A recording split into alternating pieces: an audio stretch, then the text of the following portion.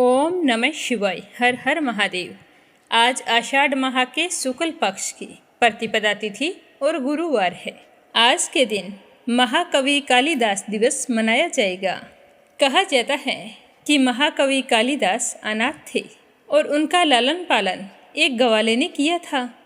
कहा जाता है कि कालिदास बचपन से ही बहुत मूर्ख थे, लेकिन बाद में वे देवी काली की कृपा से महान विद्वान बन गए। कालिदास का विवाह विद्योत्मा नाम की एक अत्यंत सुंदर और विदुषी राजकुमारी से हुआ था। विद्योत्मा ने यह शर्त रखी थी कि जो उन्हें शास्त्रार्थ में हरा देगा वो उसी से विवाह करेंगी। तो राजकुमारी के शर्त के अनुसार दूर दूर से आए हुए विद्वान भी हार गए और सारे अपमानित होकर लौट गए। कालिदास को कहने लगे कि तुम जाओ विद्योत्मा को शास्त्रार्थ में हराओ। तो विद्योत्मा ने कालिदास से मौन प्रश्न पूछे और कालिदास ने संकेतों में सबके उत्तर दे दिए। विद्योत्मा को लगा कि कालिदास सही उत्तर दे रहा है, तो वो बहुत ही प्रसन्न हुई और उन्हीं से विवाह कर लिया। विवाह के बाद जब राजकुमारी विद्योत्मा को पता चला कि कालिदास अनपढ़ और मूर्ख हैं, तो वह बहुत ही दुखी और क्रोधित हुई। कालिदास को घर से निकाल दिया, यह कहते हुए कि जब तुम ज्ञानी बनकर लौटोगे तभी तुम्हें घर में प्रवेश मिलेगा। तो कालिदास मन ही मन बड़े दुखी हुए और वन में जाकर देवी काली की आराधना करने लगे। और आराधना करते समय उनकी एक ही मनोकामना थी कि उन्हें ज्ञान का आशीर्वाद मिले। तो कालिदास की तपस्या से देवी काली बहुत ही प्रसन्न हुई और उन्हें ज्ञान का आशीर्वाद दिया। तो काली की कृपा से ही कालिदास को ज्ञान प्राप्त हुआ और वे महान विद्वान बन गए। ज्ञानी बनने के बाद जब कालिदास घर लौटे तो उन्होंने संस्कृत में कहा कि दरवाज़ा खोलो सुंदरी।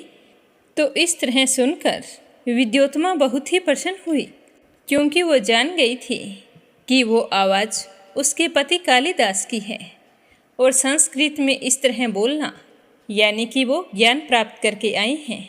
तो उसने झट से दरवाज़ा खोल दिया। फिर दोनों खुशी खुशी रहने लगे।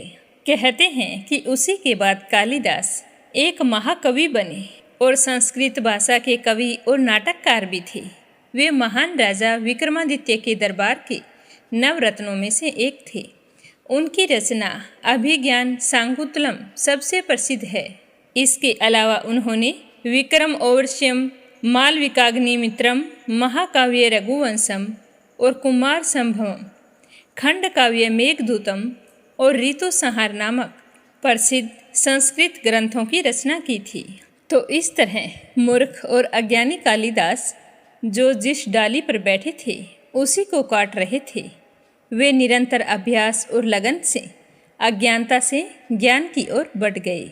उनकी रचनाएं हमें जीवन के गहरे सत्य और मानवीय संबंधों के बारे में सिखाती हैं। महाकवि कालिदास दिवस एक ऐसा अवसर है जब हम इस महान कवि को श्रद्धांजलि अर्पित करते हैं और उनके कार्यों से प्रेरणा लेते हैं। महाकवि कालिदास का दिवस आषाढ़ माह के शुक्ल पक्ष की प्रतिपदा तिथि को मनाया जाता है और द्वितीया तिथि के दिन से भगवान जगन्नाथ की रथ यात्रा शुरू होती है।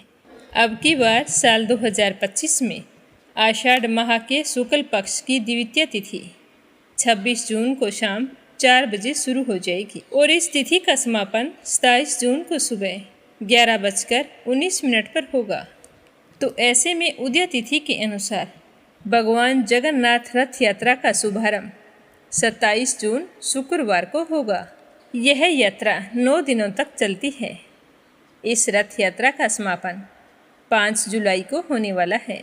भगवान जगन्नाथ की रथ यात्रा उड़ीसा के पुरी शहर से जगन्नाथ मंदिर से निकलेगी और फिर गुड़ीचा मंदिर तक जाएगी।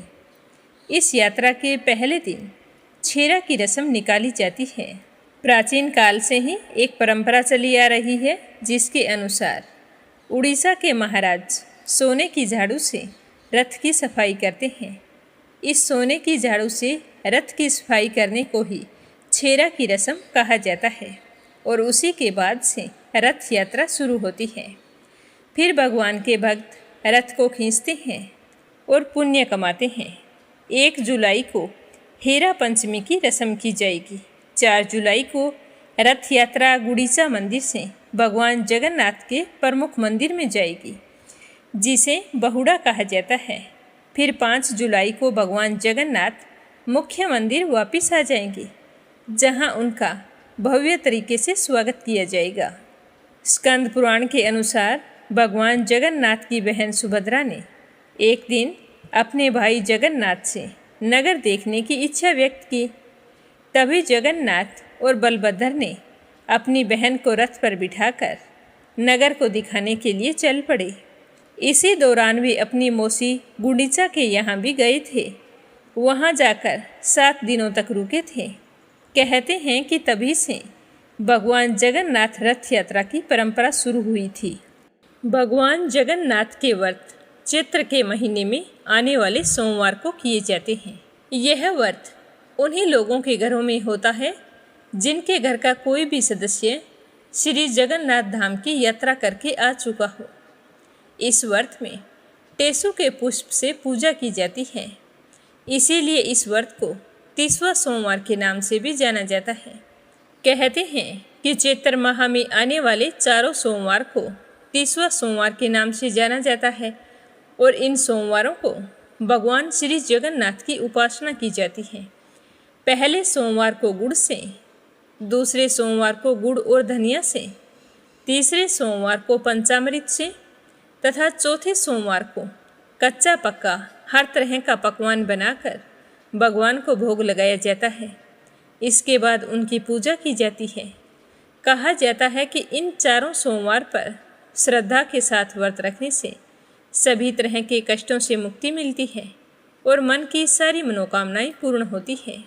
मान्यता के अनुसार सबसे पहले सुदामा ने भगवान जगन्नाथ जी का व्रत और पूजन किया था। पूजा करने के लिए सुदामा जी जगन्नाथ धाम गए थे, तो रास्ते में कई जगह उन्हें रोगी और पीड़ित लोग मिले थे। तो उन्होंने सुदामा से पूछा कि आप कहाँ जा रहे हो? तो सुदामा ने बताया कि मैं भगवान श्री जगन्नाथ के दरबार में जा रहा हूँ और मैं वहाँ जाकर तुम्हारे लिए भी सुख समृद्धि की मन्नत मांगूंगा। कहा जाता है कि सुदामा की श्रद्धा देखकर भगवान जगन्नाथपुरी के बाहर एक ब्राह्मण के भेष में आकर खड़े हो गए थे। जब सुदामा जी ने उस ब्राह्मण से जगन्नाथ धाम का पता पूछा, तो ब्राह्मण के भेष में आए हुए भगवान ने बताया कि तुम्हारे पीछे एक आग का गोला है, उसमें प्रवेश करने के बाद ही भगवान जगन्नाथ के दर्शन होते हैं। तो ब्राह्मण देवता के ऐसा कहते ही सुदामा जी उस आग के गोले में प्रवेश करने के लिए आगे बढ़े, तो भगवान जगन्नाथ ने उन्हें वहाँ पर साक्षात दर्शन दिए थे। तो उन्हें देखकर सुदामा जी बहुत ही प्रसन्न हुए और फिर रास्ते में मिले हुए सभी पीड़ितों के दुख दूर करने की प्रार्थना की। तो भगवान जगन्नाथ ने उन्हें एक बैंत दिया और कहा कि जिसे यह बैंत मारोगे उसके सारे कष्ट दूर हो जाएंगे। मान्यता है कि तभी से चैत्र माह के शुक्ल पक्ष पर श्रद्धालु भक्तिपूर्वक सोमवार को व्रत रखकर भगवान जगन्नाथ की पूजा अर्चना करते हैं और उनके बैंत खाकर अपने कष्ट दूर करने की प्रार्थना करते हैं। और जो लोग भगवान जगन्नाथ की रथ यात्रा में शामिल नहीं हुए हैं, वो आषाढ़ माह के शुक्ल पक्ष की द्वितीया तिथि से भगवान जगन्नाथ, बलभद्र और बहन सुभद्रा की पूजा करते हैं। उन्हें चंदन का तिलक लगाते हैं, फिर तुलसी दल अर्पित करते हुए खिचड़ी का भोग लगाते हैं। उनको फूलों से सजाकर उनके सामने शुद्ध घी का दीपक जलाया जाता है। पहले दिन गजेंद्र मोक्ष की कथा कही और सुनी जाती है और गीता जी के 11वें अध्याय का पाठ किया जाता है, या फिर कर्माबाई की खिचड़ी की कथा को सुनकर पूजा पाठ को संपन्न किया जाता है। कथा सुनने के बाद हरि हरि बोल, श्री हरि बोल का कीर्तन गाकर अपने मंगल जीवन की कामना की जाती है। इस तरह जो भी व्यक्ति इन 9 दिनों में भगवान जगन्नाथ और भाई बलभद्र, बहन सुभद्रा की पूजा पूरे श्रद्धा भाव से करता है, उसकी सारी मनोकामनाएं पूर्ण होती हैं। तो ये थी भगवान जगन्नाथ से जुड़ी हुई कुछ महत्वपूर्ण जानकारी। अब अपने सुनते हैं आज की कथा। आप सभी के सुख समृद्धि की कामना करते हुए सबसे पहले अपने सुनेंगे गणेश जी भगवान की कहानी। तो प्रेम भाव से कहिए, गणेश गजानन की जय हो। एक छोटे से गांव में गणपति भट्ट नाम के एक ब्राह्मण रहते थे। वह वेदों और पुराणों के अच्छे ज्ञाता थे। गणपति भट्ट को लगता था कि परब्रह्मा भगवान का स्वरूप गणेश जी के जैसा ही है और उनके दर्शन मात्र से ही मुक्ति प्राप्त हो जाती है। तो वे गणेश जी भगवान के परम भगत थे। एक बार गणपति भट्ट ब्रह्म पुराण पढ़ रहे थे तो उसमें लिखा था कि नीलगिरी में भगवान जगन्नाथ परम ब्रह्मा के रूप में प्रकट हुए हैं। व्यक्ति को उनके दर्शन मात्र से ही मोक्ष की प्राप्ति हो जाती है। उनके दर्शन करने वालों को कभी भी यमराज के सामने नहीं आना पड़ता। तो गणपति भट्ट परब्रह्मा के दर्शन के लिए जगन्नाथपुरी की यात्रा पर चल पड़े। मार्ग में भीख मांगकर जो कुछ भी प्राप्त होता उससे अपने पेट की भूख शांत कर लेते। अगर किसी दिन भोजन नहीं मिलता तो पत्ते खाकर और जल पीकर ही भूख मिटा लेते। लंबी यात्रा करते करते गणपति भट्ट जगन्नाथपुरी के प्रवेश द्वार अथर नाला पहुंच गए। अथर नाला के विषय में मान्यता है कि जो भी इस स्थान को पार करके पूरी धाम पहुंचा है उसे कभी भी यमराज दंड नहीं देता। तो गणपति भट्ट वहां पर रुक गए। स्नान करने के बाद में कुछ समय के लिए परम ब्रह्मा का ध्यान करने के लिए वहां पर बैठ गए। तो उन्होंने देखा कि कुछ श्रद्धालु जगन्नाथ मंदिर की ओर से आ रहे हैं। सभी बहुत ही प्रसन्न लग रहे हैं और उनके चेहरे पर संतुष्टि के भाव थे। उनके हाथों में जगन्नाथ जी का प्रसाद था। तो गणपति भट्ट ने उन भक्तों से पूछा कि आप लोग कहाँ से आ रहे हैं। तो वो श्रद्धालु कहने लगे कि हम जगन्नाथ मंदिर के दर्शन करने के पश्चात आज 5 दिनों के बाद वापिस अपने घर लौट रहे हैं। जगन्नाथ जी के दर्शन करके हम बहुत ही प्रसन्न हैं। तो गणपति भट्ट ने हैरान होकर उनसे पूछा कि क्या वहाँ आपको परम ब्रह्मा के दर्शन हुए। तो श्रद्धालु कहने लगे कि हाँ, हम लोगों ने वहाँ परम ब्रह्मा के दुर्लभ दर्शन किए हैं। तो उनकी बात सुनकर गणपति भट्ट ने फिर पूछा कि क्या आपने वहाँ परम ब्रह्मा के दर्शन ही किए हैं। तो सभी ने प्रसन्नचित्त होकर बताया कि हाँ, हम सभी ने वहाँ पर परम ब्रह्मा के दर्शन ही तो किए हैं। तो गणपति भट्ट विचार करने लगे कि यह कैसे हो सकता है। अगर इन भक्तों ने परम ब्रह्मा के दर्शन किए हैं तो यह लोग अपने घर की ओर वापस कैसे लौट रहे हैं। इनको तो परम ब्रह्मा में विलीन हो जाना चाहिए था। फिर उन्होंने पुराण में दोबारा पढ़ा। उसमें लिखा था कि जो भी परम ब्रह्मा के दर्शन करता है उसे मोक्ष प्राप्त हो जाता है। तो फिर यह लोग दर्शन करने के पश्चात अपने घर कैसे लौट सकते हैं। अब गणपति भट्ट का मन मस्तिष्क उस समय भ्रमित हो रहा था। उनकी समझ में कुछ भी नहीं आ रहा था कि क्या सही है और क्या गलत है। एक पल के लिए उनके मन में विचार आया कि मेरा तो इतनी दूर आना व्यर्थ हो गया, आत्महत्या करके अपना शरीर त्याग देता हूँ। फिर उन्हें पुनः ध्यान आया कि पुराणों में लिखा है कि आत्महत्या नहीं करनी चाहिए। उधर पुरी में बैठे जगन्नाथ जी भगवान समझ गए कि मेरा भक्त तो भ्रमित हो गया है। तो उन्होंने एक ब्राह्मण का रूप धारण किया और गणपति भट्ट के पास जा पहुँचे और वहाँ जाकर कहने लगे कि आप इतने विचलित क्यों लग रहे हैं। तो गणपति भट्ट ने उनकी ओर देखकर पहले तो उन्हें बड़े ही आदरपूर्वक प्रणाम किया और फिर कहा कि मैंने तो पुराणों में पढ़ा है कि नीलगिरी में परम ब्रह्मा के दर्शन होते ही मोक्ष को प्राप्त हो जाता है, लेकिन मुझे तो यहाँ आकर पता चला है कि यहाँ कोई परम ब्रह्मा है ही नहीं। तो ब्राह्मण पूछने लगा कि आपको ऐसा क्यों लगता है। तो गणपति भट्ट कहने लगे कि मैंने पढ़ा है कि जो भी व्यक्ति परम ब्रह्मा के दर्शन करता है उसका शरीर तो परम ब्रह्मा में विलीन हो जाता है, लेकिन मैंने तो भक्तों को उनके दर्शन के पश्चात अपने घर की ओर जाते हुए देखा है। अगर वास्तव में यहाँ कोई परम ब्रह्मा होता है तो वो लोग घर कैसे जा रहे थे, उन्हें मुक्ति क्यों नहीं मिली। तो ब्राह्मण के वेश में आई जगन्नाथ जी मुस्कुराते हुए बोले कि भगवान जगन्नाथ को कल्पतरु के नाम से भी जाना जाता है, अर्थात वह सबकी इच्छाएं पूर्ण करते हैं। इसीलिए जो भक्त दर्शन करने के पश्चात घर लौटने की इच्छा से आता है वह वापिस घर लौट जाता है। जिनकी जैसी कामना थी जगन्नाथ जी ने उनकी मनोकामना पूर्ण कर दी। जगन्नाथ जी के धाम में जो भक्त जैसी इच्छा लेकर आता है उसे उसी के अनुसार फल मिलता है। इसीलिए यह मत सोचो कि यहाँ परम ब्रह्मा के दर्शन नहीं होते। तो ब्राह्मण की बात सुनकर गणपति भट्ट का मन बदल गया और वह जगन्नाथ जी के दर्शन करने के लिए जगन्नाथपुरी धाम की ओर चल पड़े। जिस दिन गणपति भट्ट जगन्नाथ मंदिर में सिंह द्वार पर पहुँचे उस दिन संयोग से स्नान पूर्णिमा थी। उस समय जगन्नाथ जी बलभद्र और सुभद्रा माता को स्नान मंडप में ले जाकर स्नान करवाया जा रहा था। हजारों की संख्या में भक्त अपने देवता के दर्शन करने के लिए वहां पर आए हुए थे। तो गणपति भट्ट ने भी वहां जगन्नाथ जी के दर्शन किए। गणपति भट्ट का दृढ़ विश्वास गणेश जी पर था।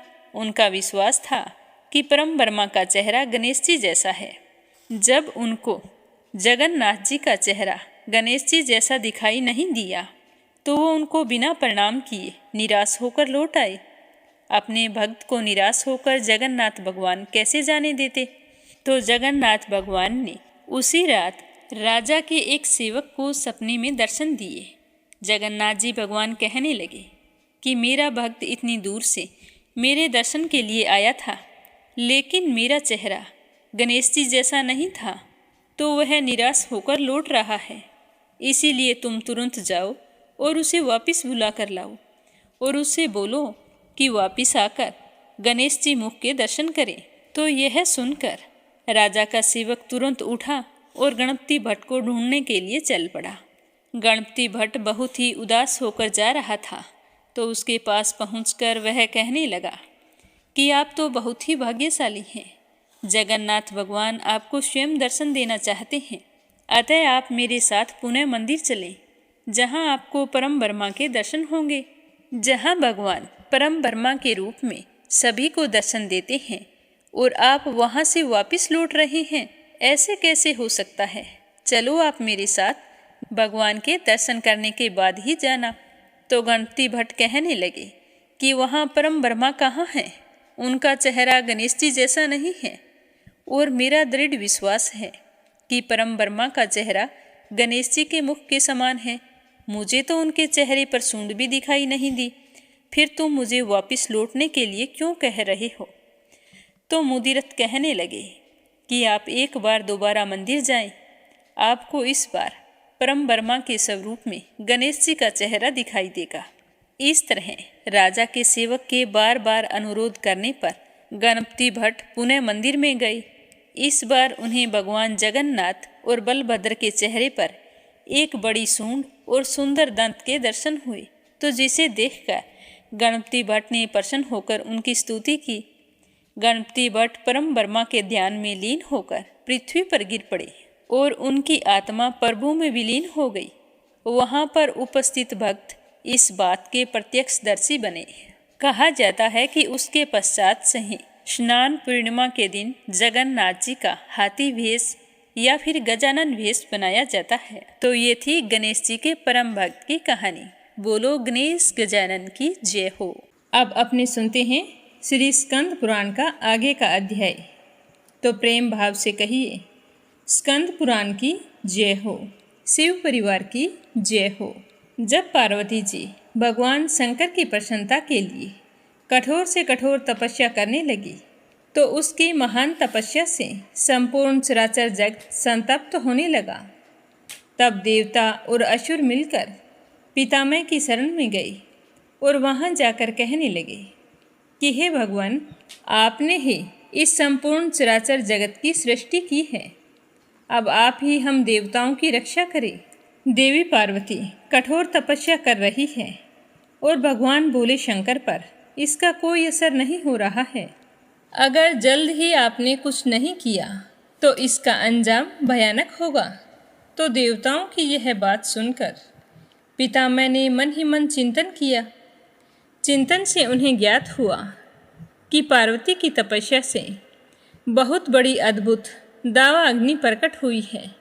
तो यह जानकर पितामह देवताओं को साथ लेकर जल्दी से परम अद्भुत क्षीर सागर के तट पर गए। वहां जाकर उन्होंने अति शोभायमान शेष सैया पर सोए हुए भगवान श्री हरि विष्णु का दर्शन किया। देवी लक्ष्मी उस समय भगवान के चरण दबा रही थी और गरुड़ जी कुछ दूरी पर ही अपना मस्तक झुकाए हाथ जोड़कर प्रभु की सेवा में खड़े थे। तो पितामह सहित सब देवताओं ने भगवान श्री हरि विष्णु के पास जाकर उनसे प्रार्थना पूर्वक कहा कि हे महाविष्णु, हम पार्वती जी की कठिन तपस्या के तप से जले जा रहे हैं और संतप्त होकर ही आपकी शरण में आए हैं। आप हमारी रक्षा करें। तब शेषनाग की सैया पर बैठे हुए परमेश्वर श्री हरि कहने लगे कि हे देवताओं, तुम्हें निराश होने की कोई ज़रूरत नहीं है। मैं इसका कोई ना कोई उपाय ज़रूर निकालूंगा। आज मैं तुम सबको लेकर परमेश्वर महादेव जी के पास चलता हूँ। फिर हम सब मिलकर उनसे प्रार्थना करेंगे कि वे पार्वती जी के साथ विवाह कर लें। भगवान शिव पुराण पुरुष हैं, सबके अधीश्वर हैं। वे सबके लिए वर्णनीय हैं, उत्तम स्वरूप की पराकाष्ठा हैं तथा वे ही परम परमात्मा हैं। इस समय वे तपस्या में लगे हुए हैं, तो हम सब लोगों को उनके पास चलना चाहिए। तो भगवान श्री हरि विष्णु की बात सुनकर सारे देवता महादेव जी का दर्शन करने के लिए तैयार हो गए और विष्णु जी के साथ चल पड़े। भगवान शिव शंकर उस समय समुद्र के उस पार उत्तम समाधि लगाए हुए योगासन पर विराजमान थे। उनके पार्षद उन्हें सब ओर से घेरे हुए बैठे थे। वे सर्पराज वासुकी को छाती से चिपकाए हुए यज्ञोपवीत की भांति धारण करते थे। कंबल और अशवतर, इन दोनों नागों को उन्होंने दोनों कानों का कुंडल बना रखा था। कारकोटक और कुलिक से उत्तम कंकण का काम लेते हुए उन्हें अपने दोनों हाथों में धारण किया हुआ था। इस तरह वे बड़े ही परम शोभायमान हो रहे थे। पहनने योग्य वस्त्र के स्थान पर उन्होंने बाघ का चमड़ा लपेट रखा था। वे मस्तक पर भागीरथी गंगा तथा अर्धचंद्र युक्त जटाजूट धारण किए बड़े बड़े ज्ञानी महात्माओं के साथ विराजमान थे। उनके श्री अंगों की कांति कर्पूर के समान गोर थी और कंठ में नील चिन्ह सुशोभित था। भगवान के पास ही उनके वाहन नंदीकेश्वर भी थे। ऐसी अद्भुत शोभा से युक्त शिवजी का समस्त देवताओं ने दर्शन किया। उस समय पितामह विष्णु, ऋषि, देवता और दानवों ने वेदों और उपनिषदों के अनेक सूत्रों द्वारा भगवान शिवजी का स्तवन किया। फिर पितामह कहने लगे कि कामदेव का अंत करने वाले श्री रुद्रदेव को नमस्कार है, जो प्रकाश स्वरूप होने के कारण भरग नाम धारण करते हैं। तीनों लोकों में जिनका सौभाग्य सबसे बढ़कर है, उन त्रिनेत्रधारी भगवान महेश्वर को मेरा नमस्कार है, जो संपूर्ण जगत के भरण पोषण करने वाले बंधु हैं तथा यह संपूर्ण संसार जिनका स्वरूप है, उन भगवान त्र्यंबकम को नमस्कार है। हे भगवान, आप तो समस्त लोकों के धारण पोषण करने वाले पिता, माता और ईश्वर हैं। आप ही जगत के स्वामी तथा रक्षक हैं। हे प्रभु, आप ही हमारा उद्धार कीजिए। उसी समय शिव शंकर ने धीरे धीरे समाधि से विश्राम लिया और देवताओं से कहा कि परम भाग्यवान ब्रह्मा आदि देवताओं, तुम लोग मेरे समीप क्यों आए हो? इस तरह तुम्हारे यहाँ आने का कारण क्या है? तो शिव शंकर के इस तरह पूछने पर पितामह देवताओं के महत्वपूर्ण कार्य का परिचय देते हुए कहने लगे कि हे भगवान, तारकासुर ने देवताओं को महान कष्ट पहुँचाया है और वह तो देवताओं का दुश्मन है। अतः हमारी प्रार्थना है कि आप पार्वती जी का पानी ग्रहण करें। गिरिराज हेमवान द्वारा दी हुई गिरिजा को आप पानी ग्रहण की विधि से अंगीकार करें। तो पितामह की बात सुनकर महादेव जी ने हंसते हुए कहा कि जब मैं सर्व सुंदरी गिरिजा देवी का वर्ण कर लूँगा तब समस्त सुरेश्वर तथा ऋषि मुनि भी सकाम भाव से युक्त हो जाएंगे और निष्काम भाव से पूर्ण परमार्थ के पथ पर चलने में असमर्थ होंगे। अतः मैं सबके परमार्थिक कार्य की सिद्धि के लिए ही कामदेव को वशम किया था। मेरे विचार से तो कामदेव के दग्ध होने से ही देवताओं का महान कार्य सिद्ध हुआ है। इस काम दहन रूपी कार्य से तुम सब लोग निष्काम हो गए हो। अब जैसा मैं हूँ वैसे ही तुम लोग भी हो गए हो। अतः हम लोग अब प्रयत्न पूर्वक अत्यंत दुष्कर तथा परम उत्तम तप का अनुष्ठान करें और दूसरों से भी कराएं। कामदेव के न रहने से तुम सब देवता समाधि लगाकर परमानंद में निमग्न होकर सदा सुखी रहोगे। और काम तो हर एक को नरक में लेके जाने वाला है। काम से ही क्रोध का जन्म होता है, क्रोध से सम्मोह होता है और सम्मोहन से मनुष्य जल्दी ही भ्रम में पड़ जाता है। अतः सभी श्रेष्ठ देवता काम क्रोध का परित्याग करके शास्त्रों और संतों के उपदेश को माने और जैसा वो बताते हैं उन्हीं के अनुसार अपने जीवन को ढाल लें। ऋषभ के चिन्ह से युक्त ध्वजा धारण करने वाले भगवान महादेव जी ने इस प्रकार उत्तम बातें सुनाकर देवताओं तथा ऋषि मुनियों को भली भांति समझा दिया। उसके बाद वे पुनः ध्यान लगाकर मौन हो गए। तब वे सारे के सारे देवता अपने अपने स्थान को चले गए। फिर शिवजी ने बुद्धि के द्वारा मन में आत्मा को एकाग्र करके अपने स्वरूप का इस प्रकार चिंतन किया कि जो पर से भी अत्यंत परे अपने आप में स्थित, मल आदि दोषों से रहित, विघ्न बाधाओं से शून्य, निर्लिप्त तथा निराभ्यास मिथ्या ज्ञान से रहित है, जिसके विषय में विवेकी विद्वान भी मोहित हो जाते हैं। जहाँ सूर्य, चंद्रमा, अग्नि अथवा नक्षत्र आदि दूसरी किसी ज्योति का प्रकाश नहीं और जहाँ वायु की गति भी कुंठित हो जाती है, जो विचार दृष्टि से भी केवल सद्वस्तु है, सूक्ष्म से भी सूक्ष्म वस्तुओं से परे है, जिसका कोई नाम या संकेत नहीं है, जो चिंतन का विषय नहीं है, जिसमें विकार का सर्वथा अभाव है, जो रोग और शोक से सर्वथा दूर है, विशुद्ध ज्ञान ही जिसका स्वरूप है, सर्वत्यागी सन्यासी जिससे प्राप्त होते हैं और जो शब्द या वाणी की पहुँच से परे हैं, निर्गुण और निर्विकार हैं, सत्ता मात्र ही जिसका स्वरूप है, ज्ञान में होकर भी वास्तव में अगम्य है, वेदांत और आगम भी मूक होकर जिसका सर्वथा प्रतिपादन करते हैं, वही सबके ईश्वर पिनाकधारी भगवान वृषभ ध्वज परमार्थ वस्तु पर परमात्मा ब्रह्मा है। उन्होंने ही कामदेव का नाश किया है। वे साक्षात परमेश्वर होकर भी तप का सेवन करते हैं। इस तरह बताते हुए लोमेश जी कहते हैं कि उधर देवी पार्वती बड़ी कठोर तपस्या में लगी हुई थी। उस तपस्या से उन्होंने भगवान शंकर को जीत लिया। देवी की तपस्या से हार मानकर भगवान शिव समाधि से विरत हो तुरंत उसी स्थान पर पहुंच गए जहां पार्वती जी विराजमान थी। वहां पहुंचकर उन्होंने देखा कि देवी गिरिजा सखियों से घिरी हुई वेदी पर बैठी है और चंद्रमा की कला के समान प्रकाशित हो रही है। तो महादेव जी ने उन्हें देखकर उसी समय ब्रह्मचारी का भेष धारण कर लिया और फिर उसी स्वरूप से सखियों की मंडली में उपस्थित होकर कहने लगे कि हे सखियों, यह सर्वांग सुंदरी कन्या अपनी सहेलियों के बीच में क्यों बैठी है? यह कौन है? किसकी पुत्री है? कहाँ से आई है और किसके लिए तप कर रही है?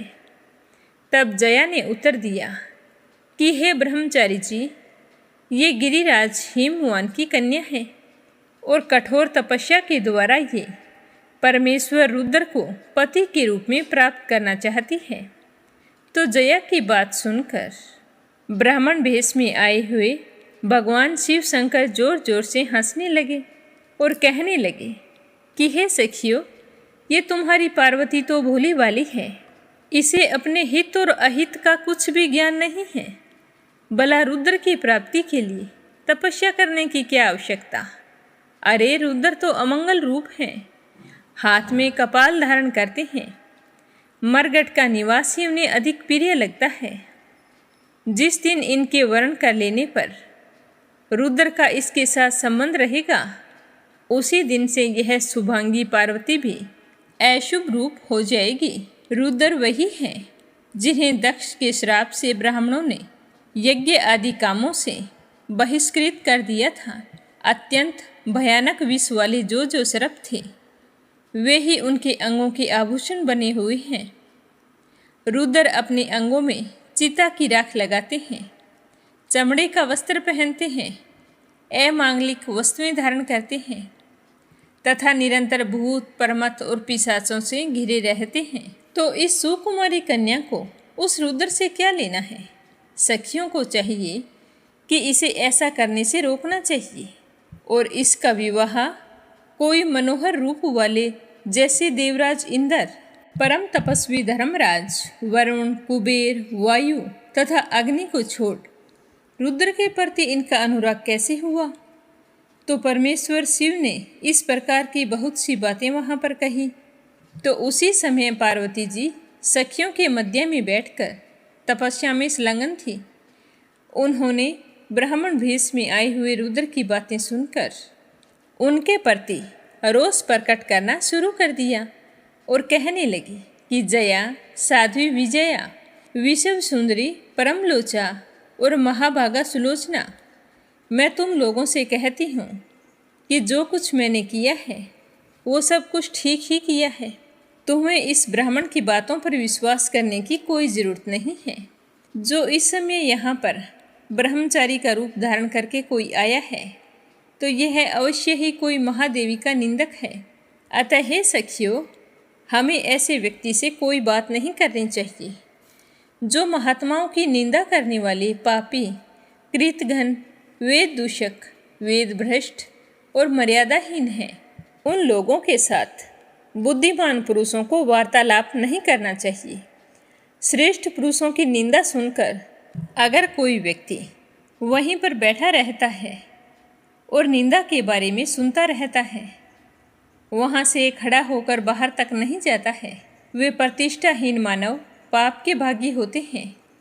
तो गिरिजा का वचन सुनकर विजया को क्रोध आ गया और वो गुस्से से कुपित होकर कहने लगी कि अरे ब्रह्मचारी, तुम चले जाओ यहाँ से। अब तुम्हारा एक क्षण भी यहाँ पर ठहरना उचित नहीं है। तुमने देखा कि पार्वती जी ने क्या कहा है। तो इस तरह विजया ने बड़ी कुशलतापूर्वक ब्राह्मण रूप में आए भगवान शिव जी को वहाँ से विदा कर दिया। वे तत्काल ही बाहर निकलकर अंतर्ध्यान हो गए। संपूर्ण सखियों में से किसी ने नहीं देखा कि वे कहाँ चली गई। उसके बाद भगवान महेश्वर पार्वती के सामने अपना वास्तविक स्वरूप धारण करके फिर सहसा वहीं पर प्रकट हो गई। उस समय पार्वती जी ध्यान में लगी हुई थी और अपने ध्यानगत स्वरूप को ढूंढ रही थी। उसी समय उनके हृदय में स्थित देवता बाहर दिखाई देने लगे। विशाल नेत्रों वाली सुशीला गिरिजा ने आंख खोलकर देखा तो सर्वलोक महेश्वर देव देवेश्वर शिव जी उसके सामने खड़े थे। उन कैलाश निवासी शिव शंकर के 2 भुजाएं, 1 मुख और अद्भुत स्वरूप था। उनके मस्तक पर जटाओं का जूड़ा बंधा हुआ था। उसमें चंद्रमा की कला शोभा पा रही थी। भगवान ने चमड़ा पहन रखा था। उनके कानों में कुंडल के स्थान पर कंबल और असवतर 2 नाग विराज रहे थे। परम कांतिमान सर्पराज वासुकी को हार बनाए हुए थे। उनके हाथों में बड़े बड़े सर्पों के ही कंगन पड़े थे, जो बड़ी शोभा दे रहे थे। इस प्रकार रुद्र ने सर्पों के आभूषण बनाए थे। ऐसा स्वरूप धारण करके भगवान शिव पार्वती के सामने खड़े हो गए और कहने लगे कि हे कल्याणी, मैं तुम्हारी तपस्या से बहुत ही प्रसन्न हूँ। मांगो, क्या वरदान मांगती हो। तो उस समय सती साध्वी पार्वती जी को बड़ी लज्जा आई। उन्होंने शंकर जी से कहा कि हे देवेश्वर, आप तो मेरे सनातन स्वामी हैं, क्या आपको पहले की घटना का कुछ भी स्मरण नहीं है? हे प्रभु, मैं तो वही सती हूँ जिसके लिए आपने दक्ष यज्ञ का विनाश किया था। वही आप हैं और वही मैं हूँ। तारकासुर का वध करने के लिए, देव कार्य की सिद्धि के लिए मैं मैना के गर्भ से प्रकट हुई हूँ। आपके द्वारा मुझसे एक पुत्र होगा और वही तारकासुर का वध करेगा। इसीलिए हे महेश्वर, आप मेरी एक प्रार्थना स्वीकार करें। आपको ऋषियों के साथ हिमवान के पास जाना चाहिए और उनसे मेरे लिए याचना करनी चाहिए। मेरे पिता हिमवान आपकी आज्ञा का पालन करेंगे, इसमें कोई संदेह नहीं है। पूर्व काल में जब मैं दक्ष की कन्या थी, उस समय भी मेरे पिता ने ही मुझे आपकी सेवा में समर्पित किया था। हे महाभाग, आपका और मेरा विवाह देवताओं की कार्य सिद्धि के लिए हो रहा है। तब महादेव जी ने हंसते हुए पार्वती से कहा कि हे देवी, अहंकार रूपा प्रकृति से महतत्व उत्पन्न हुआ। महतत्व से तामस अहंकार की उत्पत्ति हुई। तामस अहंकार से सर्वव्यापी आकाश प्रकट हुआ और आकाश से वायु और वायु से अग्नि की उत्पत्ति हुई। अग्नि से जल और जल से पृथ्वी हुई। हे सुमुखी, पृथ्वी आदि भूत तथा भौतिक वस्तुएं जो भी दृष्टि में आती हैं, उन सबको नाशवान समझो। अविनाशी तो आत्मा ही है जो एक होकर भी अनेकता को प्राप्त होती है, जो सदा अपने ही प्रकाश से प्रकाशित होने वाला है, किंतु इस समय दूसरे से प्रकाश ग्रहण करने वाला बन गया है। स्वतंत्र होकर भी परतंत्र सा हो गया है। हे देवी, प्रकृति रूप से तुमने ही महतत्व को प्रकट किया है। यह संपूर्ण मायामय जगत तुम्हारे द्वारा ही रचा गया है। तीनों गुणों का कार्य तुमने ही प्रकट किया है। तुम ही त्रिगुणमयी सूक्ष्म प्रकृति हो और मैं सदा तुम्हारे द्वारा रचे गए कार्यों का साक्षी मात्र हूँ। मैं हिमालय के पास नहीं जाऊँगा, उनसे मैं किसी भी प्रकार की याचना नहीं करूँगा, क्योंकि किसी के सामने दीजिए ऐसे वचन मुँह से निकालने पर पुरुष उसी क्षण लघुता को प्राप्त हो जाता है। ऐसा कहकर भगवान शिव अपने स्थान को चले गए। उसके बाद हिमवान अपनी धर्मपत्नी मैना तथा दूसरे पर्वतों के साथ वहाँ पर आई। पार्वती जी ने जब उन्हें देखा तो वे उठकर खड़ी हो गई। अपने माता पिता तथा भाई बंधुओं को मस्तक झुकाकर प्रणाम किया। तब हिमालय ने बड़ी मीठी वाणी में पूछा कि हे देवी, तुमने जैसे तैसे यहाँ रहकर क्या किया है?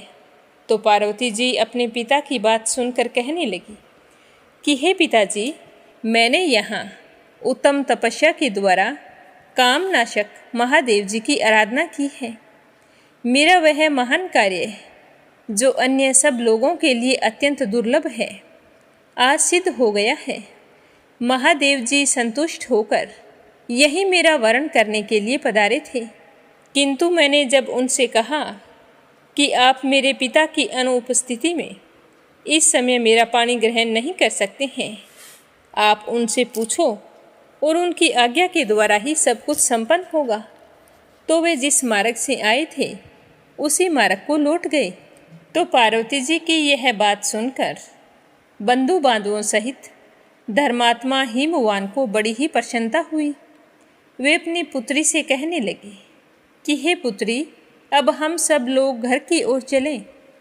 तो उस समय सारे लोग इकट्ठे होकर पार्वती जी को सब ओर से घेर कर खड़े हो गए और उनकी प्रशंसा करने लगे।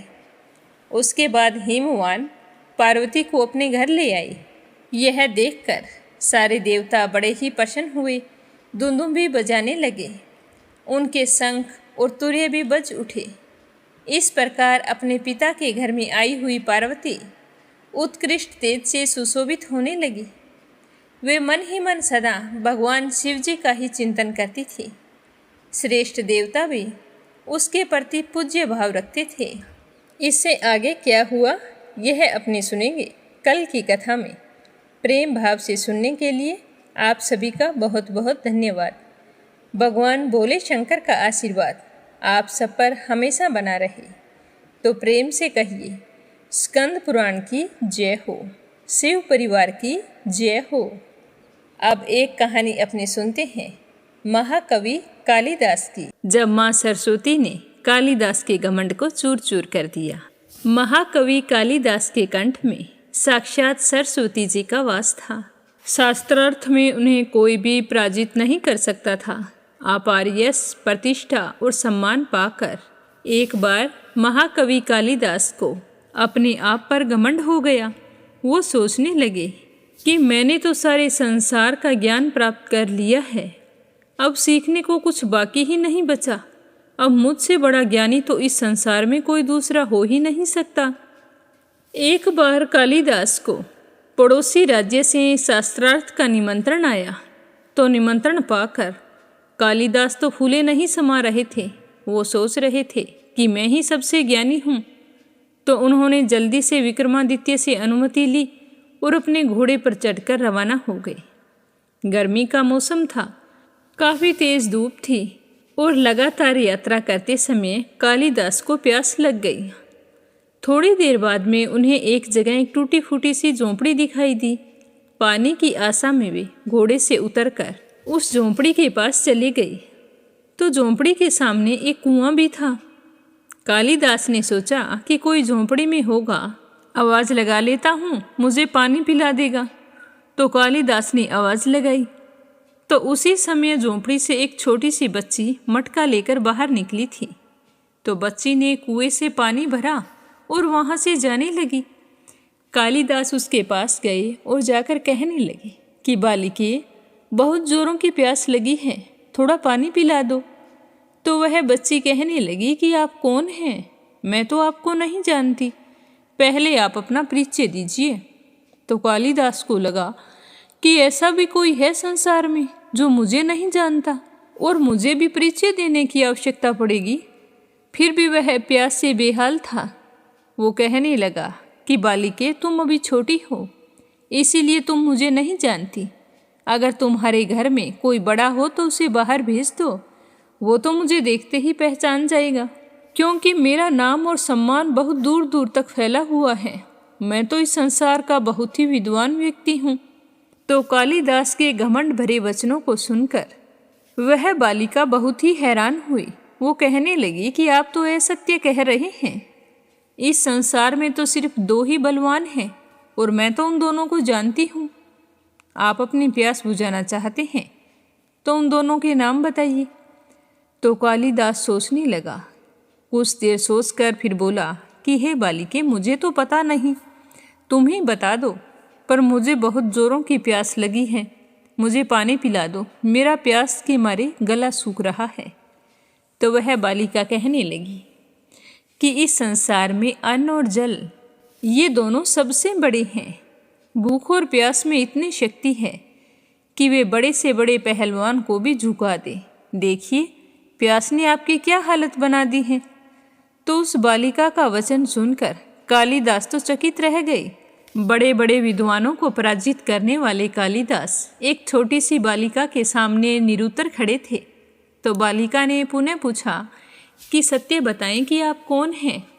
वह वापस जाने की तैयारी में थी। तो कालिदास थोड़ा नम्र होकर बोले कि हे बालिके, मैं तो बटोही हूँ। तो वह बच्ची मुस्कुराते हुए कहने लगी कि अब भी आप झूठ बोल रहे हैं। इस संसार में दो ही बटोही हैं, मैं तो उन दोनों को जानती हूँ। पहले तुम बताइए कि वो दोनों कौन हैं, फिर मैं तुम्हें पानी पिलाऊंगी। तो कालिदास उस बालिका के प्रश्नों से वैसे ही हैरान था और ऊपर से तेज प्यास ने कालिदास की बुद्धि क्षीण कर दी थी। तो लाचार होकर कालिदास ने कहा कि मैं नहीं जानता, तुम ही बता दो कि कौन है। तो वह बच्ची कहने लगी कि आप तो स्वयं को बड़ा विद्वान बता रहे हैं और आप यह भी नहीं जानते कि एक स्थान से दूसरे स्थान तक बिना थके जाने वाला ही बटोही कहलाता है। और बटोही दो ही हैं, एक चंद्रमा और दूसरा सूर्य, जो बिना थके लगातार चलते रहते हैं। आप तो थक गए हैं और भूख और प्यास से बेहाल हैं, तो आप बटोही कैसे हो सकते हैं? इतना कहकर बालिका ने पानी से भरा मटका उठाया और झोंपड़ी के भीतर चली गई। अब तो कालिदास और भी दुखी हो गए। इतने अपमानित वे अपने जीवन में कभी नहीं हुए थे। बुरी तरह प्यास के मारे उनकी सारी शरीर की शक्ति घट रही थी, दिमाग चक्कर खा रहा था। उन्होंने बड़ी ही आशा से झोंपड़ी की तरफ देखा कि शायद बालिका वापिस आ रही हो। तभी अंदर से एक वृद्ध स्त्री निकली। उसके हाथ में खाली मटका था। वह कुएं से पानी भरने लगी तो कालिदास अब तो पूरे विनम्र हो चुके थे और उसके पास जाकर कहने लगे कि माते, पानी पिला दीजिए, आपका बड़ा पुण्य होगा। तो वह बुजुर्ग महिला कहने लगी कि बेटा, मैं तुम्हें नहीं जानती, अपना परिचय दो, मैं अवश्य तुम्हें पानी पिला दूंगी। तो कालिदास ने कहा कि मैं मेहमान हूँ, कृपया पानी पिला दे। तो वह वृद्ध महिला कहने लगी कि तुम मेहमान कैसे हो सकते हो? संसार में तो दो ही मेहमान हैं, पहला धन और दूसरा यौवन। इन्हें जाने में समय नहीं लगता। सत्य बताओ कि तुम कौन हो? तो यह सुनकर हारे हुए कालिदास हताश होकर कहने लगे कि मैं सहनशील हूँ, आप मुझे पानी पिला दें। तो वह स्त्री कहने लगी, नहीं, सहनशील तो दो हैं। पहली धरती, जो पापी और पुण्य आत्मा सबका बोझ सहन करती है, उसकी छाती चीरकर बीज बोते हैं, फिर भी अनाज के भंडार भर देती है। दूसरा है पेड़, जिसको पत्थर मारो फिर भी मीठे फल देता है। तुम सहनशील नहीं हो सकते, सच बताओ कि तुम कौन हो? तो कालिदास अब तो मूर्छित होने वाले थे और तर्क वितर्क से झल्ला कर कहने लगे कि मैं तो हठी हूँ। तो वह वृद्ध स्त्री कहने लगी कि ये भी असत्य है, हठी तो दो ही हैं, पहला नख और दूसरे केस, कितना भी काटो बार बार निकल ही आते हैं। आप मुझे सत्य बताइए कि आप कौन हैं? तो कालिदास पूरी तरह से अपमानित और पराजित हो चुके थे। तो वो कहने लगे कि मैं और कुछ नहीं हूँ, तो मैं मूर्ख हूँ। तो वो बोली कि तुम मूर्ख कैसे हो सकते हो? मूर्ख तो दो ही होते हैं, पहला राजा, जो बिना योग्यता के सब पर शासन करता है, और दूसरा दरबारी पंडित, जो राजा को प्रसन्न करने के लिए गलत बात पर भी तर्क करके उसको सही सिद्ध करने की चेष्टा करता रहता है। अब कालिदास के पास कोई भी जवाब नहीं था, तो वह उस वृद्धा के पैरों में गिर पड़ा और पानी के लिए याचना करने लगा। बुरी तरह से गिड़गिड़ाने लगा कि हे माते, मुझे पानी पिला दीजिए, अन्यथा मेरे प्राण निकल जाएंगे। तो उस वृद्ध महिला ने कहा कि उठो वत्स। तो आवाज़ सुनकर कालिदास ने ऊपर देखा तो साक्षात सरस्वती माता वहाँ खड़ी थी। तो कालिदास पुनः नमस्तक हो गए। तो माता ने कहा कि शिक्षा से ज्ञान आता है, ना कि अहंकार। तूने शिक्षा के बल पर प्राप्त मान और प्रतिष्ठा को ही अपनी उपलब्धि मान लिया और उसका इतना घमंड कर बैठे कि तुमसे बड़ा विद्वान इस संसार में कोई हो ही नहीं सकता। तो तुम्हारी आंखें खोलने के लिए ही मुझे यह लीला रचनी पड़ी। तो कालिदास को अपनी गलती समझ में आ गई। वह सरस्वती माता से माफ़ी मांगने लगा और कहने लगा कि माते, आज से मैं कभी भी ज्ञान का अहंकार नहीं करूँगा। तो सरस्वती माता बहुत ही प्रसन्न हुई और उसे आशीर्वाद देती हुई वहाँ से अंतर्ध्यान हो गई। अब कालिदास भी भर पेट पानी पिया और पड़ोसी राज्य में जहाँ से निमंत्रण आया था वहाँ के लिए रवाना हो गए। पर अब कालिदास के मन में घमंड नहीं था। बोलो सरस्वती माता की जय हो। इस कहानी से हमें यह शिक्षा मिलती है कि हमें कभी भी अपने ज्ञान का अहंकार नहीं करना चाहिए और ना ही कभी दूसरे के ज्ञान को कम समझकर उसे अपने से तुच्छ समझना चाहिए, क्योंकि शिक्षा कभी पूरी नहीं होती। जब तक मनुष्य जीवित रहता है तो वह हर पल कुछ न कुछ सीखता ही रहता है। अब अपने सुनते हैं लप्सी और तपसी की कहानी। बोलो लप्सी तपसी की जय हो। बहुत पुराने समय की बात है। एक गांव में एक ब्राह्मण परिवार रहा करता था। उसमें पति पत्नी के अलावा उनके 2 बच्चे थे। एक बेटा था, एक बेटी थी। ब्राह्मण दंपति बहुत ही सरल स्वभाव के थे। समय मिलने पर प्रभु का स्मरण किया करते थे। उनकी बेटी बहुत ही संस्कारी और सुशील थी, लेकिन उनका बेटा आवारा किस्म का था। वह कोई काम धाम नहीं करता और ना ही कभी अपने माँ बाप का कहना मानता था। समय के साथ दोनों बहन भाई बड़े हो गए। बहन की शादी कर दी गई, पर भाई का वही हाल था। उसके माँ बाप ने उसे समझाया कि बेटा, अब हम वृद्ध हो चले हैं, तुम कोई काम किया करो। लेकिन उस पर उनकी बातों का कोई असर नहीं होता था। तो एक दिन ब्राह्मणी अपने पति से कहने लगी कि स्वामी, आप बिल्कुल काम छोड़ दीजिए। जब घर में कुछ भी नहीं होगा तो यह अपनी जिम्मेदारी समझेगा और काम पर लग जाएगा। तो ब्राह्मण ने दूसरे दिन से काम पर जाना छोड़ दिया। तो यह देखकर उनके बेटे ने कोई काम नहीं किया और चोरी करने चला गया। आते जाते राहगीरों को लूट लेता और उसी से अपने घर का गुजारा किया करता था। तो उसकी लूटने और चोरी करने की आदत से सारे गांव वाले उसे लपसी कहने लगे। तो लपसी की इस हरकत से उसके माँ बाप बहुत ही दुखी रहते थे, पर वह किसी की सुनने के लिए तैयार नहीं था। इसी तरह समय बीतता गया। एक दिन की बात है कि लपसी एक पीपल के पेड़ पर बैठा था। तभी शिव पार्वती जा रहे थे। पार्वती माता गहनों से लदी हुई थी। तो लपसी उन्हें देखकर सोचने लगा कि सूरत के कितने गहने हैं, आज ये सारे के सारे लूट लूँगा तो मुझे कई महीनों तक चोरी नहीं करनी पड़ेगी।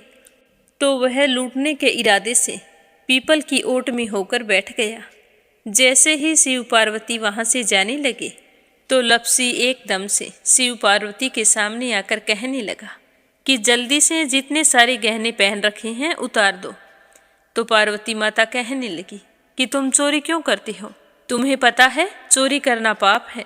तो लपसी कहने लगा कि क्या करूं, घर पर मेरे माँ बाप हैं, मेरी एक भांजी है, उनके लिए दोनों समय भोजन की व्यवस्था कहाँ से करूं, मुझे कोई काम तो आता नहीं है। तो लपसी की बात सुनकर पार्वती माता कहने लगी कि तुम जो चोरी करके पाप करते हो, इस पाप का भागी कौन बनेगा। तो लपसी कहने लगा कि मेरे घर वाले सारे बनेंगे। तो पार्वती माता कहने लगी कि कोई नहीं बनेगा, पाप के भागी केवल तुम बनोगे।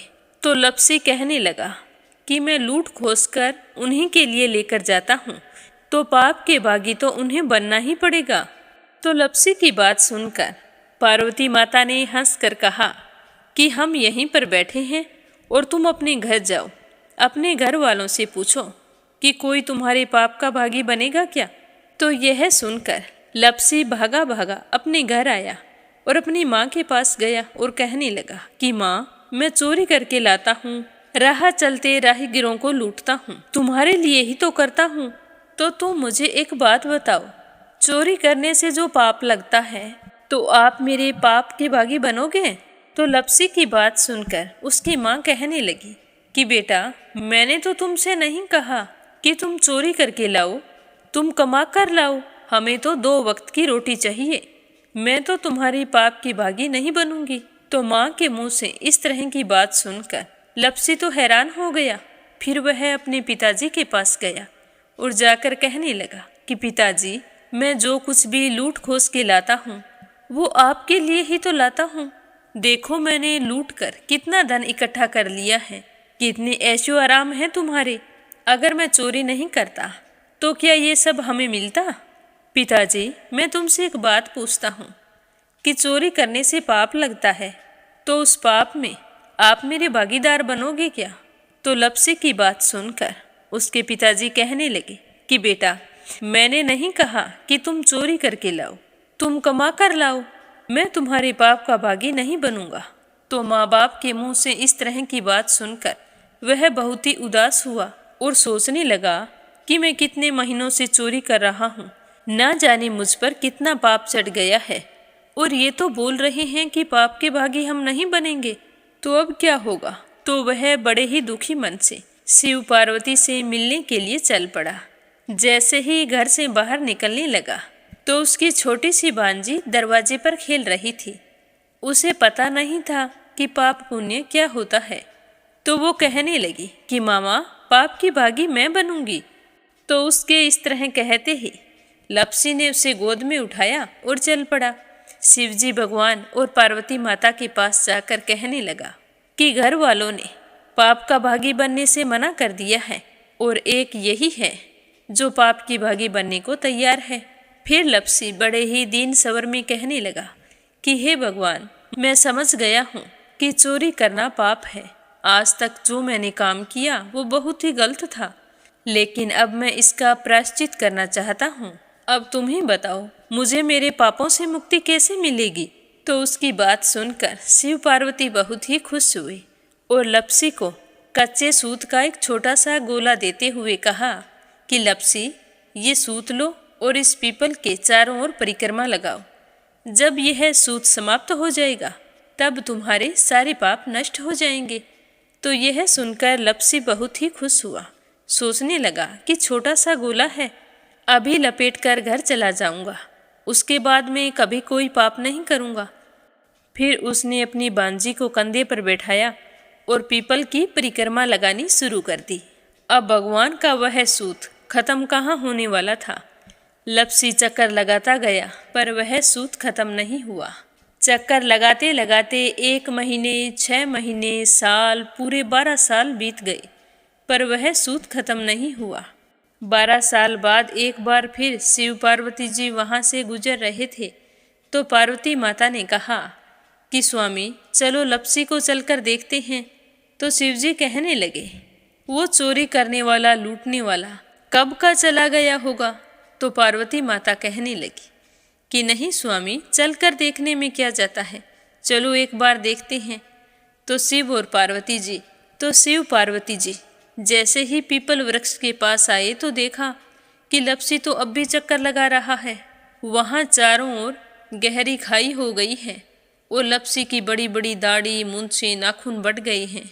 तो यह देखकर पार्वती माता ने कहा कि देखो स्वामी, आप तो कह रहे थे कि वो कब का ही चला गया, देखो इसके मन में सच्ची भक्ति है। तो पार्वती की बात सुनकर शिवजी ने कहा कि चलो अभी देख लेता हूँ। तो यह कहकर शिवजी ने एक सोने का कड़ा लपसी के आगे फेंक दिया। तो लपसी ने झट से उसके ऊपर पैर कर लिया। फिर अचानक से उसका ध्यान शिव पार्वती जी की ओर गया तो वो हाथ जोड़कर कहने लगा कि भगवान, अब तो मेरे पाप समाप्त हो गए होंगे, आप मुझे यहाँ से जाने की आज्ञा दीजिए। आपका यह सूत अभी तक खत्म नहीं हुआ है। तो शिवजी भगवान ने कहा कि तुम्हारे पाप कर्म भी अभी तक पूरे नहीं हुए हैं। तो शिवजी की बात सुनकर लपसी कहने लगा कि भगवान, मुझे पूरे 12 वर्ष हो गए हैं आपकी भक्ति करते करते और अब भी आप मुझ पर शक कर रहे हैं। तो शिवजी ने कहा कि अपना पैर उठाओ। तो जैसे ही लपसी ने अपना पैर उठाया तो उसके पैर के नीचे सोने का कड़ा था। तो यह देखकर लपसी शर्मिंदा हो गया और कहने लगा कि प्रभु, गलती हो गई, मुझे माफ़ करो, आगे से मैं ऐसी गलती कभी नहीं करूँगा। तो शिवजी कहने लगे कि नहीं लपसी, तुम्हारा पाप ऐसे पूरा नहीं हो सकता। अब तुम्हें 12 वर्ष तक और इसी तरह परिक्रमा करनी होगी, उसी के बाद तुम्हारे पाप समाप्त होंगे। यह कहकर शिव पार्वती वहाँ से चले गए और वह फिर से पीपल के पेड़ की परिक्रमा करता रहा। करते करते 12 साल बीत गए। 12 साल बाद में शिव पार्वती जी वहाँ पर आए तो उन्होंने देखा कि आज भी वो वहीं पर चक्कर लगा रहा है। तो शिवजी ने फिर उसके सामने सोने की अंगूठी फेंकी पर उसने कोई ध्यान नहीं दिया। तो शिवजी भगवान प्रसन्न होकर कहने लगे कि हे लपसी, आज से तुम मेरी तपस्या करके तपसी बन गए हो। मैं तुम्हें वरदान देता हूँ कि तुम अपने जीवन में सारे सुखों को प्राप्त करेगा और तूने 24 बरस तक मेरी भक्ति की है, इसका फल भी तुझे अवश्य मिलेगा। जो भी औरत गाय और कुत्ते की रोटी नहीं बनाएगी उसका पुण्य फल तुम्हें मिलेगा। आंगन लीप कर दहलीज नहीं लीपेगी तो उसका पुण्य फल भी तुझे ही मिलेगा। अगर हमारे घर की बहन बेटी को हम सूट, तीवल या साड़ी भेंट स्वरूप देते हैं तो साथ में मोली का धागा और कुछ रुपए नहीं देंगे तो उसका पुण्य फल भी तुम्हें ही मिलेगा। अगर कोई दिए से दिया जलाएगा तो उसका पुण्य फल भी तुम्हें ही मिलेगा। अगर व्रत और पूजा पाठ में सारी कहानी सुन ले और तुम्हारी कहानी ना सुने तो उसका पुण्य फल भी तुम्हें ही मिलेगा। कहा जाता है कि तभी से सुबह पहली रोटी गाय की और सुबह की अंतिम रोटी छोटी बनाई जाती है और शाम को अंतिम रोटी बड़ी बनाई जाती है जो कुत्ते की होती है। और दिए से दिया भी नहीं जलाया जाता और घर की बहन बेटियों को सूट और तीवल के साथ भेंट स्वरूप कुछ रुपए भी जरूर दिए जाते हैं। और उसी दिन से हर व्रत कथा के बाद में लपसी तपसी की कहानी जरूर सुनी जाती है और कथा समाप्त होने पर कहा जाता है कि लपसी का फल लपसी को मिले, तपसी का फल तपसी को मिले। हमारी पूजा पाठ का, हमारे व्रत का और हमारी कहानी का पुण्य फल हमें मिले। बोलो लपसी तपसी की जय हो। तो ये थी लपसी और तपसी की कहानी। लपसी तपसी दो भाई नहीं थे, लपसी और तपसी एक ही आदमी का नाम था। लूट कर लाता था, इसीलिए उसे लपसी के नाम से पुकारते थे और फिर भगवान की तपस्या करने के कारण उसे तपसी के नाम से जाना जाने लगा। बोलो लपसी तपसी की जय हो।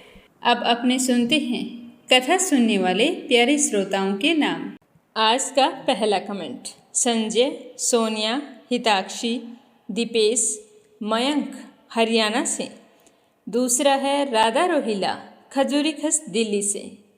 तीसरा है यूएन तिवारी, इंदिरा तिवारी लखनऊ से। सरला रानी करणपुर से। श्रीचंद यादव गया बिहार से। श्रीमती शर्मा अलीगढ़ से। परमेश्वरी रघुवीर सिंह दिल्ली से। बीना, देविका, कनिका वाशने अलीगढ़ से। सीमा जोशी, रवि कुमार जोशी दिल्ली से। आशा शर्मा, विष्णु, ज्योति, अंशु भीलवाड़ा से। आरती खैरावर अगरखर से। कोमल निर्मल मुंबई मीरा रोड से। अपराजिता मीना श्रीवास्तव नेपाल से। शीला सिन्हा, मीरा श्रीवास्तव, ममता श्रीवास्तव, माला छम्मा जौनपुर से। तारा मिश्रा, राम नरेश मिश्रा, शुभम मिश्रा, रितेश मिश्रा गोपालगंज से। अनिल कुमार टिहरी करनाल से। कोमल निर्मल मुंबई से। निर्मला सिसोदिया दिल्ली से। धनीराम धर्मशाला हिमाचल प्रदेश से। गीता गोस्वामी, सुनीता गोस्वामी मेरठ से। एक श्रोता हरियाणा से हैं। बीनू मेहरा दिल्ली से। बबीता पारिक, दिव्यांश पारिक, ऋतिक पारिक, कमला देवी भीलवाड़ा से। सुनीता रानी मेरठ से। मीनू वालिया दिल्ली से। सरोज अग्रवाल जबलपुर से। दिल्ली बहादुर भंडारी नेपाल से। रेखा धर्मेंद्र शर्मा जयपुर से। सीमा गोयल, सतपाल गोयल पानीपत से। नीमा मठपाल रामनगर से। एक श्रोता उत्तर प्रदेश से हैं, इन्होंने भी अपना नाम नहीं बताया है। वाशु मिस्त्री, दीक्षांत राकेश दिल्ली से। शोभा कुंवर पुरोहित अहमदाबाद से। रुक्मणी शर्मा अंबाला से। नंदा पांडुरंग पुजारी ब्रह्मपुरी महाराष्ट्र से। मंजुला कपूर पंजाब से। शंभू प्रसाद भट्ट स्नेहिल, पूर्णिमा देवी भट्ट उत्तराखंड से। संजीव कंसल, कविता कंसल, हितेश कंसल, आरुष कंसल, रानी कंसल मुजफ्फरनगर से। सुनीता गोयल उत्तराखंड से। वीणा कालरा आगरा से। रजनी बड़ोला उत्तराखंड से। दीपिका यादव रायपुर से। रामवती देवी जगवीर सिंह, रवि कुमार, राहुल कुमार, अनुज कुमार, ज्योति, वंदना, भावना, रुद्र कुमार, आराध्या, आन्या, तोलू मोलू, अविका मेरठ से। शीला बहन जयपुर से। अनीता अमृतसर से। सुदेश नागपाल करनाल से। मंजू चौधरी भीलवाड़ा से। अशोक कुमार जी भटनागर भोपाल मध्य प्रदेश से। गीता सैनी करनाल से। शांताबेन वाघेला गुजरात के मंडल से।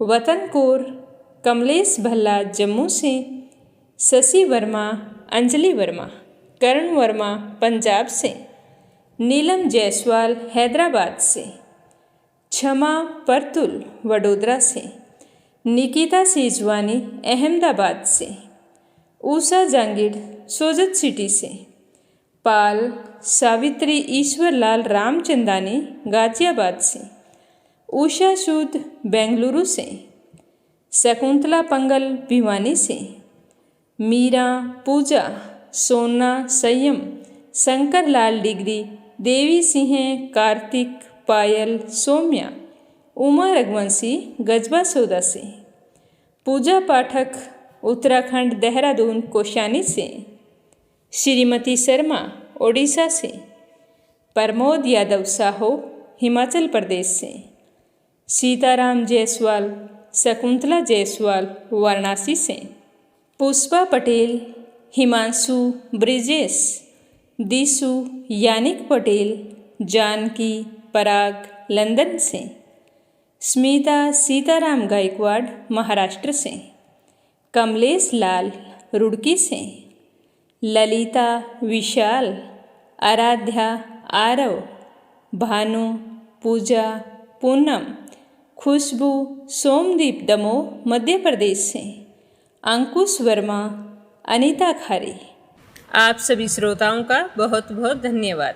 आप अपना प्रेम और विश्वास हमेशा यूं ही बनाए रखना।